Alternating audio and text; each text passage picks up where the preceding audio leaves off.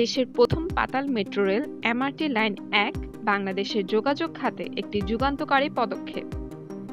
এই প্রকল্পের কাজ শেষ করার লক্ষ্যমাত্রা নির্ধারণ করা হয়েছে ২০২৬ সালের ডিসেম্বর মাসে।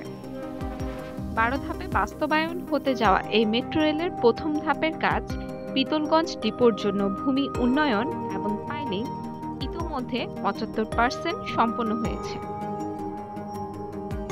ডিপো নির্মাণের পর শুরু হবে রেল লাইন, স্টেশন ও টানেল নির্মাণ। এমআরটি লাইন ১-এর দুটি রুট রয়েছে। বিমানবন্দর থেকে কমলাপুর, যা পুরোপুরি মাটির নিচ দিয়ে, এবং নতুন বাজার থেকে পূর্বাচল, যার দুটি স্টেশন বাদে বাকি অংশ উড়াল। মোট ২০টি স্টেশন নিয়ে তৈরি হতে যাওয়া এই লাইন ঢাকার যানজট নিরসনে এক বৈপ্লবিক পরিবর্তন আনবে। দ্বিতীয় ধাপে ডিপোর অবকাঠামো নির্মাণ শুরু হবে, আর পঞ্চম ধাপে মাটির নিচের লাইন তৈরির মূল কাজ।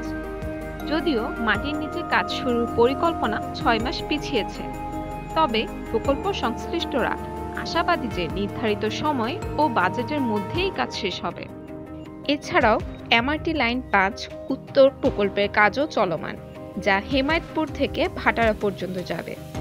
এটি ২০ কিলোমিটার দীর্ঘ একটি রুট, যার ৯টি স্টেশন পাতাল এবং ৫টি উড়াল।